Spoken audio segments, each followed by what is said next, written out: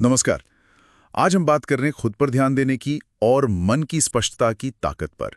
ये विचार Z motivation TV के एक काफ़ी प्रेरणा देने वाले वीडियो से हैं। हम ये समझने की कोशिश करेंगे कि कैसे बाहरी दुनिया से ध्यान हटाकर अपने अंदर देखने से सच में बड़े बदलाव आ सकते हैं। हमारा मकसद सीधा सा है, ये समझना कि अपने अंदर मजबूती से कैसे टिके रहें, लक्ष्य एकदम साफ कैसे रखें और हाँ, हार के बावजूद डटे कैसे रहें। और ये भी कि दूसरों से अपनी तुलना करना ये क्यों ठीक नहीं है। तो चलिए शुरू करते हैं इस दिलचस्प सोच से कि जब इंसान बाहर देखना बंद करके अपने अंदर झांकता है तो जो पहले नामुमकिन लगता था वो भी होने लगता है। वीडियो में एक बात कही गई है जो थोड़ी चौंकाने वाली है कि आपकी बाहरी दुनिया का जो केंद्र है वो असल में आपकी अपनी अंदरूनी स्थिति है। हाँ, मतलब ये सिर्फ पॉजिटिव थिंकिंग नहीं है, ये एक तरह की कह सकते हैं मानसिक कशिश पैदा करने जैसा है। बिल्कुल। सच्ची जमीन बाहर नहीं खोजनी, वो अपने अंदर ही मिलती है। एंड्रू कार्नेगी का उदाहरण दिया गया है। सोचिए, गरीबी से उठकर वो कहाँ पहुंचे, और वो भी सिर्फ अपने अंदरूनी यकीन के दम पर। हाँ, अगर हम दूसरों से खुद को नापते रहेंगे तो हमेशा कम ही महसूस करेंगे, है ना? सही कहा। और ये जो अंदरूनी फोकस है ना, ये इसलिए जरूरी है क्योंकि यहीं से आपकी वो खास बात, वो यूनिक स्पार्क निकलता है जो सिर्फ आप में है। जब हम दूसरों जैसा बनने लगते हैं तो हम वो चीज खो देते हैं जो सिर्फ हम बना सकते थे। असली ताकत तो अपना रास्ता बनाने में है। हाँ, बेशक बाहर से सलाह लें, पर उसे अपने अंदर की कसौटी पर परखना जरूरी है। शायद रोज थोड़ा सा वक्त बस खुद को सुनने के लिए निकालना, ये बहुत फायदेमंद हो सकता है। बिल्कुल। और इसी से जुड़ा है दूसरा अहम पॉइंट, स्पष्टता, क्लैरिटी।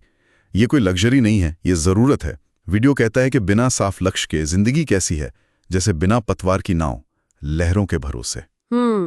बिल्कुल। थॉमस एडिसन का जिक्र है। उन्हें बिल्कुल साफ पता था कि वो क्या बनाना चाहते हैं। हाँ, और वो भी तब जब 10,000 बार कोशिशें फेल हुईं। 10,000 बार, सोचिए। लेकिन लक्ष्य इतना साफ था कि वो रुके नहीं। ये जिद कमाल की है। वीडियो बनाने वाले ने अपना अनुभव भी बताया कि जब उनके पास कुछ भी नहीं था तब भी एक साफ मकसद था, और उसी मकसद ने उन्हें हिम्मत दी कि वो बाहरी शक शुभे को नजरअंदाज कर सकें। सही कहा। और यही स्पष्टता है जो आलोचना और शक के सामने हिम्मत देती है। जैसे वॉल्ट डिज्नी। हाँ, वॉल्ट डिज्नी। जब सब उनके खिलाफ थे, वो दिवालिया हो गए थे, तब भी वो अपने विजन पर टिके रहे। एक फोकस दिमाग सच में पहाड़ हिला सकता है। वीडियो में एक तरीका भी सुझाया गया है कि ईमानदारी से लिखें कि आप असल में क्या चाहते हैं, बिना दुनिया की परवाह किए, और उसे रोज देखें। ये अच्छा तरीका है। इससे हर कदम उद्देश्यपूर्ण लगता है। पर यहाँ एक सवाल भी है, क्या ये स्पष्टता एकदम पत्थर की लकीर होनी चाहिए? क्योंकि जमाना तो बदलता है, हालात बदलते हैं। ये बहुत अच्छा पॉइंट है। शायद स्पष्टता के साथ थोड़ी लचक, फ्लेक्सिबिलिटी भी जरूरी है कि लक्ष्य वही रहे पर रास्ता शायद बदलना पड़े।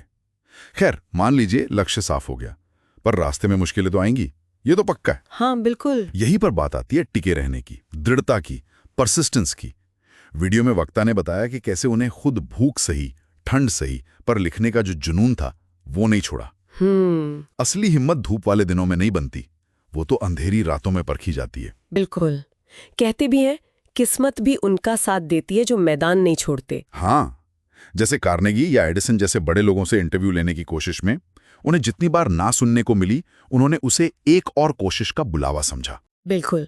और ये समझना जरूरी है कि हार का मतलब अंत नहीं है, वो तो सीखने का, खुद को ढालने का एक मौका है।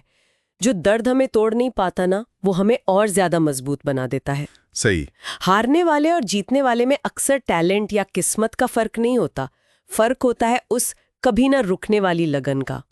असली ताकत गिरने में नहीं है, वो गिरकर उठने में है, तब भी जब लगे कि अब कुछ नहीं बचा।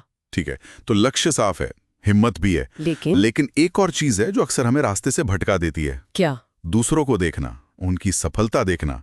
और यहीं पर चौथा सिद्धांत आता है, तुलना से बचना। हाँ, ये बहुत आम है। वीडियो कहता है ये अपनी ताकत दूसरों को देने जैसा है।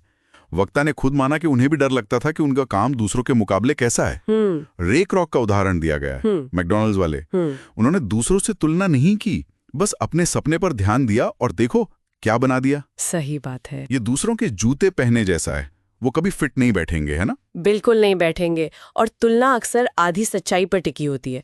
हम दूसरों की कामयाबी का सिर्फ वो चमकदार मंच देखते हैं। हाँ, पीछे का संघर्ष नहीं देखते। बिल्कुल, पीछे का संघर्ष, रातें जागना, वो सब नहीं दिखता। तो एकमात्र सही तुलना शायद कल के खुद से है। क्या मैं आज कल वाले से बेहतर हूँ? ये अच्छी सोच है। वीडियो में एक अच्छी सलाह भी है। जब भी जलन या शक महसूस हो तो रुकें और खुद से पूछें, ये भावना मुझे आगे बढ़ा रही है या पीछे खींच रही है? अच्छा सवाल है। दूसरों की जीत हमारे लिए बोझ नहीं बननी चाहिए, वो प्रेरणा बन सकती है।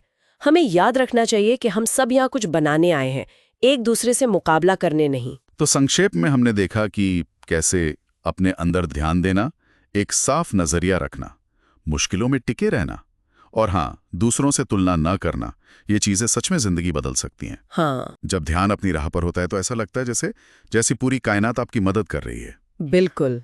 और जाते जाते एक सवाल हम सोचने के लिए छोड़ सकते हैं। जरूर। सोचिए, वो सबसे बड़ी चीज क्या हो सकती है जिसे केवल आप ही बना सकते हैं? अगर आप बाहर के सारे शोर को, सारी आवाजों को पूरी तरह से अनसुना कर दें और सिर्फ अपने अंदर की आवाज पर ध्यान दें। गहरा सवाल है। ये सारी बातें जी मोटिवेशन टीवी के वीडियो से प्रेरित थीं। इस गहरी बातचीत में हमारे साथ रहने के लिए बहुत बहुत शुक्रिया।